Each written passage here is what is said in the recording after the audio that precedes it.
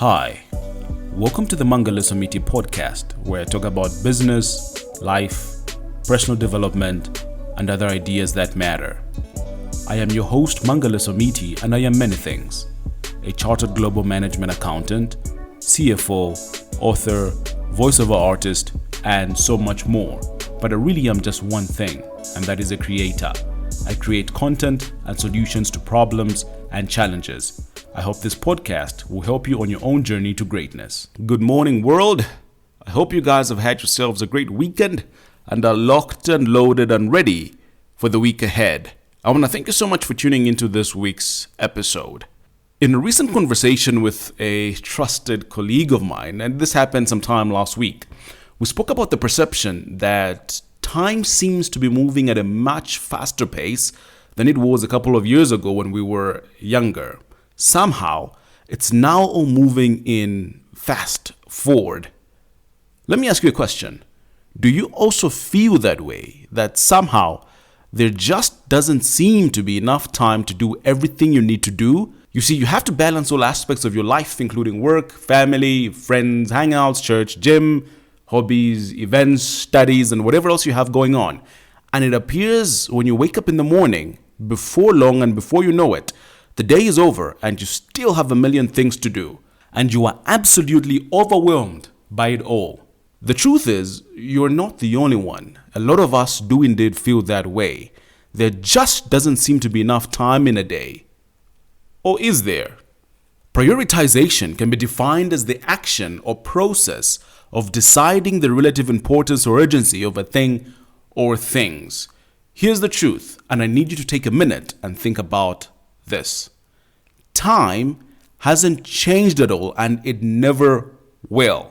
There are still 24 hours in a day now, just as there were still 24 hours in a day 10, 20, even 25 years ago, and so on. The sun still rises in the morning and sets in the evening. However, it is your interaction with time that has changed. And what does that mean? When you were younger, the number of responsibilities you had were minimal in comparison to the ones you have now. All you had to think about was you and what you needed, your studies and the fun you would have to enjoy yourself. It was all you, no one else but you. How do you entertain yourself and achieve what you want in your studies, perhaps? Now, it's still all of these things, but added other responsibilities have accrued onto you. If you have a family, you have to think of the well-being of your significant other, your kids if you have any, and at work it's not about you but your team members and the success of all of you and everyone else. You have to consider all your stakeholders, your customers, suppliers, hell, throw in SARS in there, investors, and every other stakeholder. So time is still the same, but the sheer number of things you need to get to have exponentially increased, and at times it feels like you don't have time for anything else and you are literally drowning. I want to introduce to you the skill of prioritization. As I said, prioritization can be defined as the action or process of deciding the relative importance or urgency of a thing or things. The truth is, the sheer number of responsibilities you have will not reduce at all, but they will continue to increase until you slow down at maybe retirement or are eventually in your grave. So how do you manage it all? It's a question I get asked so many times, and my answer is always the same: prioritization. I have realized that it's not going to let up, and if I want to be a high achiever and accomplish great things, as you do too, so the only way of managing it is indeed to learn this skill. Prioritization means you look at all you need to do and you decide which is the most important and urgent. Importance is assessing the consequences of that action or task that you need to do. If the consequences of you not doing it are massive and it needs to be done urgently, that should be the first thing you focus on and the first thing that you do. So you need to begin to assess your tasks in terms of their importance and urgency. Then some tasks are not do or die but are urgent, And those you can also do quickly to get them out of your way, to focus on the other more important ones that have leeway on time and when you need to get them done. I have a saying, and that saying goes, if no one is going to die, then it can wait. I'll say it again.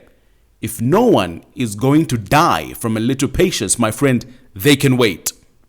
It may sound harsh, yes, but the truth is, you cannot control anything external, anything outside of you, outside of your body, outside of your person.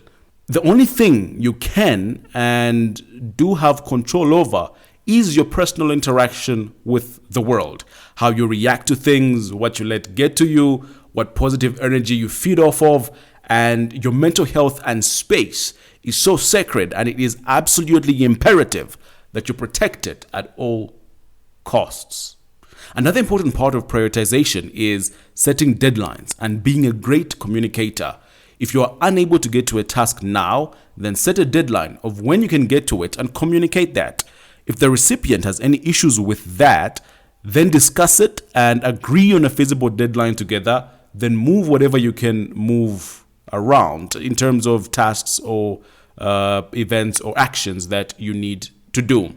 I remember a couple of years back, investors would always be on my case, asking when their certificates would go out immediately after capital raise, and it was a constant question after question after question. I'd get email after email, and you do know how emails can get and cause you anxiety. Until I began to communicate clearly, I set deadlines for investors and told them when to expect their documents. I quickly found that they wouldn't disturb me at all until that deadline came, and if they hadn't received it, then they would resume with their questions and emails. So, what am I saying? When you are clear in your communication and you give people a timeline and they are happy with it, they'll give it to you and they'll leave you to it. When you deliver within those timelines, there's no problem. But if you don't, and you don't communicate the new date, then it's back to square one. So keep communicating, be realistic with your timelines, and set reasonable expectations. Remember to prioritize. You need to learn this important skill and gain back control of your time, because after all, you are the master of it. I was having a conversation with my wife, and in her unending wisdom, she said, begin quote, "If all I did was just sit and do nothing, it would seem the day was moving too slow, as I'd be bored and looking for the next thing to happen, as I've gotten used to having a compressed day and crossing so many things off of my to-do list. It's energizing to be accomplishing so many things, yes. So the day is still the same, but what I'm doing is different, and my perception of time differs as well." End quote. I'm going to say this once again.